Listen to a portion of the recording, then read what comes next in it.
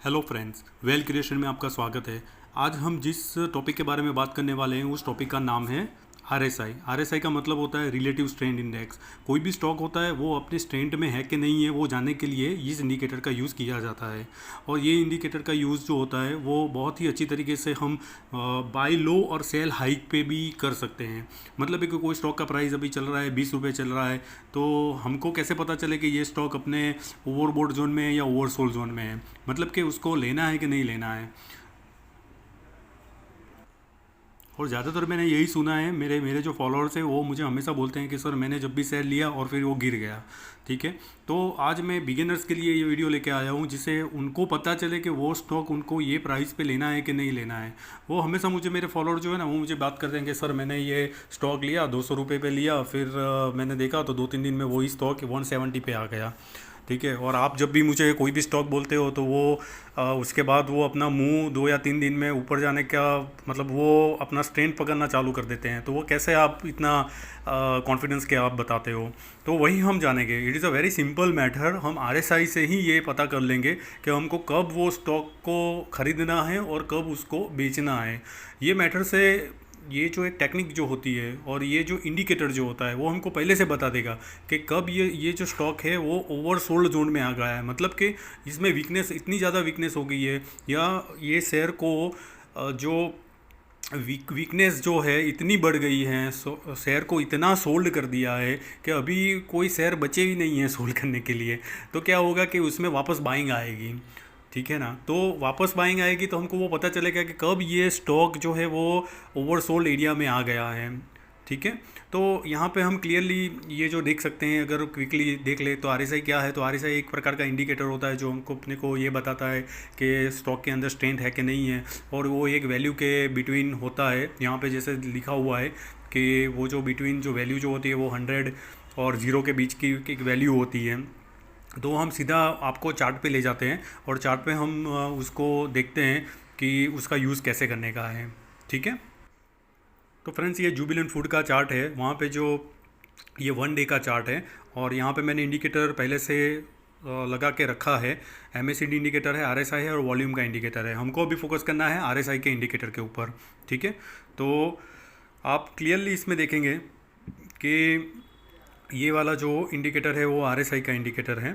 तो हम इसमें क्लियरली देख सकते हैं कि ये ऊपर का जो वैल्यू है वो 60 रेंज है, ये वाला 60 है और नीचे 40 है। तो जब भी स्टॉक ये 60 के ऊपर जाता है, ठीक है, और तब इसमें सेलिंग आना चालू हो जाता है, मतलब कि स्टॉक नीचे गिरना चालू हो जाता है। और जब भी ये नीचे का जो 40 का लेवल है, ये वहाँ पे 40 का लेवल है, जब भी वहाँ पे आता है तब उसमें फ्रेश बाइंग इमर्ज होती हुई दिख रही है। ठीक है, और वो चार्ट पे भी हमको दिखेगा। मानो कि मैं ये चार्ट है तो उसको थोड़ा छोटा कर देता हूँ, तो वहाँ पे भी आप क्लियरली देख सकते हो कि जब भी ये आरएसआई का लेवल जो है, आप क्लियरली यहाँ पे ये 40 नंबर जो है, ठीक है ना, तो ये 40 नंबर पे जब भी वो आया है ना, तो यहाँ पे भी देखो ये 40 पे यहाँ पे आया। ठीक है, तब ये स्टॉक का प्राइस जो चल रहा था वो 2600 रुपये के आजू बाजू चल रहा था।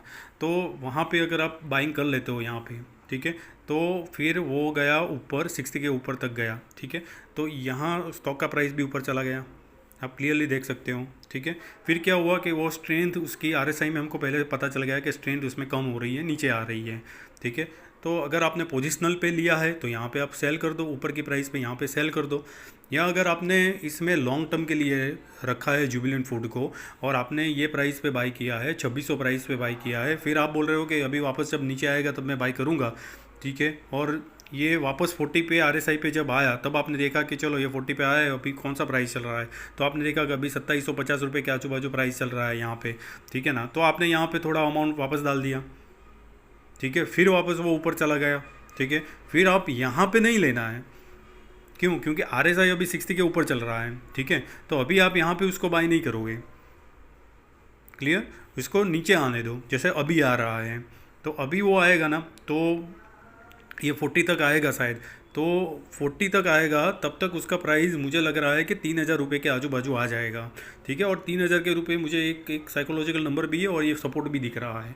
तो अभी 46 का आरएसआई चल रहा है, ये अगर आप देखोगे ना तो 46 रुपीज़ मतलब 46 के नंबर है, तो 46 के RSI चल रहा है वो शायद ये 40 को टच करेगा और 40 को टच करके ऊपर चला जाएगा, तो तब तक प्राइस भी 3,000 आ जाएगा। अगर कोई एग्रेसिव प्लेयर है तो ये प्राइस अभी कोई, ये प्राइस भी बुरा नहीं है जुबिलेंट फूड खरीदने के लिए।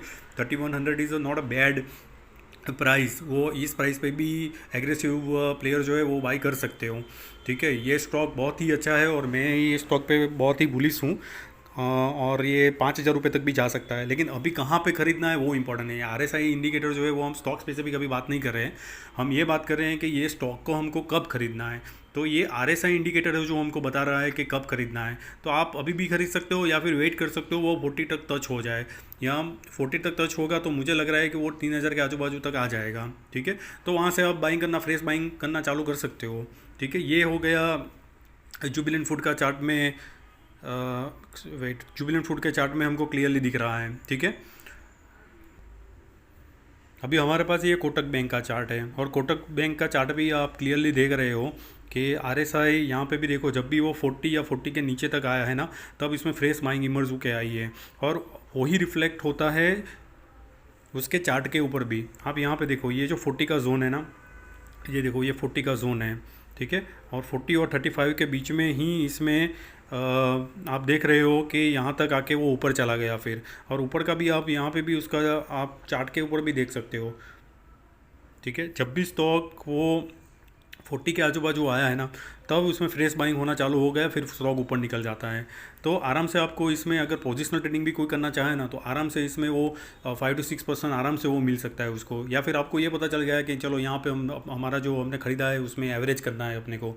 ठीक है, तो ज़्यादातर लोग क्या है, जैसे मैंने आपको बताया ना कि कई बार मुझे लोग पूछते हैं, मेरे जो फ्रेंड्स है, मेरे जो कलीग्स है, या फिर कि सर मैंने 2,000 रुपये कोटक बैंक को लिया है। तो मैंने बोला 2,000 रुपये आपने क्यों लिया है? 2,000 रुपये तो आप देखो RSI क्लियरली बता रहा है कि यहाँ पे उसको वो ख़रीदना ही नहीं है, उसको थोड़ा थोड़ा उसको नीचे आने दो, उसके बाद ख़रीदना है। ठीक है, तो ऐसा है कि कब उसको ख़रीदना है वो सिंपल RSI पे भी वो एटलीस्ट खुद आप पता कर सकते हो कि उसको अभी लेना है कि नहीं लेना है। ये देखो ये RSI कप यहाँ पे क्या 70-80 के आजू बाजू चला गया था और 2,000 के प्राइस पे था यूँ। तो सारे लोग ने यहाँ पे बाय कर लिया कि सर मुझे ऐसा लग रहा था कि ये 2,000 से सीधा 2,500 चला जाएगा। मैंने बोला लेकिन RSI तो देखो आप, RSI कहाँ पे था उसका, लेकिन RSI का नॉलेज नहीं था ना उनके पास, इसीलिए। तो फिर मैंने उसको यहाँ पर भी बाई किया था, बीच में भी मैंने बाई किया था जब भी वो नीचे आया था। तो ठीक है, यहाँ पे भी थोड़ा बहुत क्वांटिटी मैंने उठाया था, वापस वो ऊपर चला गया, वापस नीचे आ गया, और मैंने अभी भी बाई किया है उसको, आज भी मैंने बाई किया है इसमें। तो कोटक बैंक जो है ना वो फंडामेंटली बहुत अच्छी स्ट्रॉन्ग कंपनी है। तो ये जो आप टेक्निक या फिर ये इंडिकेटर जो RSI है, कब बाय करना है कब सेल करना है, उसको अगर आपको यूज़ करना है ना, तो अच्छे फंडामेंटल वाले स्टॉक जो होते हैं या फिर ब्लू चिप स्टॉक होते हैं उस पर ही अप्लाई करना आपको। बाकी क्या होगा कि कोई ऐसा स्टॉक भी होगा जो फंडामेंटली स्ट्रॉन्ग नहीं है, उसका फंडामेंटल ऐसा है कि प्रॉफिट में नहीं कंपनी है, तो बट ऑब्वियस है कि वो कंपनी कोई ख़रीदा नहीं और वो ओवरसोल्ड एरिया में ही रहेगा वो, और आपको लगेगा कि सर ने बोला था कि 40 के नीचे चला जाए तो ख़रीद लेने का। ऐसा नहीं है, फंडामेंटल भी इसमें देखने का है। और मैंने पहले ही क्लियर अभी बोल दिया आपको कि जैसे अच्छी कंपनी होती है, फंडामेंटली स्ट्रॉन्ग कंपनी होती है, ग्रोथ कंपनी होती है, मोनोपोली बिजनेस होती है, वैसे ही कंपनी के अंदर आपको इन्वेस्ट भी करना है। और RSI जो जैसे ये पैटर्न मैंने सिखाया आपको, ये कब खरीदना है कब उसको निकाल देना है, वो आप इसमें भी अप्लाई करना है, उसी में अप्लाई करना है। दूसरे कोई पेनी स्टॉक या फिर दूसरे कोई स्टॉक के अंदर आपको वो अप्लाई करना नहीं है। ये 3M इंडिया का चार्ट है, और 3M इंडिया का चार्ट भी अगर आप क्लियरली देखोगे ना, तो इसमें भी आपको देखेगा कि जब भी ये 40 या 40 के बिलो आता है ना, RSI आप क्लियरली देखो, इसमें भी 40 और 40 के नीचे आता है ना, तो उसके बाद इसमें अप मूव होना चालू हो जाता है। हर एक स्टॉक जो होता है ना फ्रेंड्स, हर एक स्टॉक का एक पैटर्न बनता है। आप जो उसमें ये पैटर्न 1 डे चार्ट आपको अप्लाई लगाना है और उसमें आपको देखना है। देखो जब भी आप RSI के आधार पे आप खाली RSI देखो कि जब भी RSI 40 के नीचे गया हुआ है, वहाँ से फिर वापस ऊपर आया है। देख रहे हो आप 40 के नीचे गया है, ये आप एक लेवल अगर देख लो ना, तो 40 के नीचे गया है, ये आप क्लियरली देख सकते हो। 40 के नीचे गया है, 35-40 के बीच में जब भी गया है, ये जोन में अगर आपने ख़रीदा होगा था ना, ये जोन कहाँ पे है वो भी आप क्लियरली देख लो कि जब भी ये जोन में आता है तो यहाँ पे फ्रेश बाइंग चालू हो जाती है, फिर स्टॉक ऊपर चला जाता है। तो आपको क्या करना है, उसी जोन में बाई करने का है, और वो जोन अभी इसमें वापस आ रहा है। देखो ये एफएल इंडिया का चार्ट है, और एफएल इंडिया के चार्ट में हमको जो आरएसआई दिख रहा है वो 22 दिख रहा है, मतलब ओवर सोल्ड जोन में हो गया है। यहाँ पे इतना सोल्ड हो गया है कि अभी नहीं करोगे तो कभी कब कर खरीदने वाले हो आप। हाँ, शायद ये बहुत ही वीक हो गया है, शायद ऐसा हो सकता है कि थोड़ा बहुत यहाँ से एक मूवमेंट ऊपर आ सकता है और वापस वो नीचे आ जाए। ठीक है, ये उसको ये एक हम सपोर्ट मान के चले कि उसके बाद वो नीचे आ सकता है। लेकिन आरएसआई अभी अभी भी इतना ओवरसोल्ड जोन में है कि आप अभी भी इसमें एक दो क्वांटिटी उठा लो ना तो भी इसमें कोई नुकसान नहीं है। ठीक है ना, आप उसका लॉन्ग टर्म पैटर्न भी देखोगे ना, देखो ओवरसोल्ड जोन में कब था, तो एक बार वो यही फियर जोन में आया था, ये एरिया में आया था। उसके बाद तो कभी भी वो 40 के नीचे आपको दिखेगा ही नहीं, 40 के ऊपर ही था। ठीक है, जब इस जोन में आया था तब किसी ने ख़रीदा नहीं था, और सारे फिर खरीदने वाले थे यहाँ पे ऊपर 5,000 के ऊपर ही, फिर बोल रहे थे यहाँ पे जब आरएसआई ऊपर के लेवल पे था तभी बोले कि अभी मुझे को ख़रीदना है। ठीक है, यहाँ पे कोई नहीं खरीदेगा, नीचे कोई नहीं खरीदेगा, बाद में जब ऊपर चला जाएगा तब उनको ऐसा लगेगा कि चलो अभी हम खरीद लेते हैं उसको। तो फ्रेंड्स, आपको पता चल गया होगा कि कब हमको ख़रीदना है और कब हमको निकलना है, या फिर कब एवरेज करना है। तो पोजीशनल ट्रेडिंग भी आप इसके हिसाब से कर सकते हैं, या फिर आप अपने जो स्टॉक लेके रखे हुए हैं उसको भी अगर आपको एवरेज करना है तो आप ये इंडिकेटर के साथ आप बाय और सेल इसमें कर सकते हो। ये इंडिकेटर के साथ आप दूसरा भी कोई इंडिकेटर यूज़ करके दोनों का मतलब बीच में मैंने लगाया है, एमएसडी लगाया है, या फिर नीचे वॉल्यूम, वो सब देख के भी आप एक अंदाज़ा लगा सकते हो कि कब उसको ख़रीदना है या फिर कब उसको बेचने का है। ठीक है, 2 या 3 इंडिकेटर लगाने का फ़ायदा ये होता है कि हमको अगर सारे इंडिकेटर पॉजिटिव होते हैं तो हमको ये पता चल जाता है कि इसमें रिलेटिवली स्ट्रेंथ आरएसआई तो ठीक ही है, साथ में एमएसडी भी हमको बाई करने का इंडिकेटर दे रहा है कि बाई कर लो। तो इससे क्या होता है कि ये परसेंटेज अपने जो हम सोच के रखेंगे कि बाई करना है कि नहीं करना है वो बढ़ जाता है। लेकिन आप आरएसआई से खाली आरएसआई को फॉलो करोगे तो भी चलेगा, लेकिन जैसे मैंने आपको बताया कि ये अच्छे शेयर के ऊपर ही लागू पड़ेगा।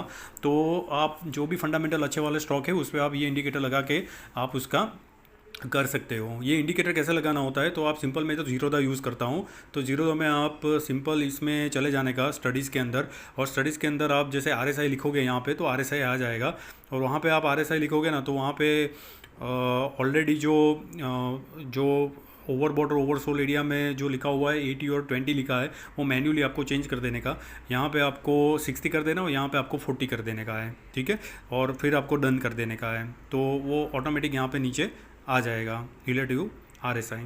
ठीक है, तो फ्रेंड्स, मैं यहाँ पे ये वीडियो ख़त्म करता हूँ।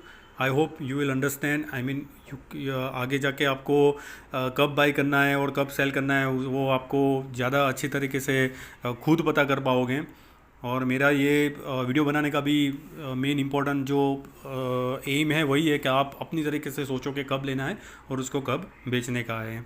ठीक है, मिलते हैं अगले वीडियो में। ऐसे ही टेक्निकल एनालिसिस के एक और नए एक वीडियो में आपसे शेयर करूंगा कैसे स्टॉक को ख़रीदना बेचना है, और स्टॉक का एनालिसिस भी हम इसी तरह करेंगे। ठीक है, अगर आप चैनल पे नए आए हो तो प्लीज़ लाइक और सब्सक्राइब कर दीजिए, और मिलते हैं हम नेक्स्ट वीडियो में। Thank you for watching video.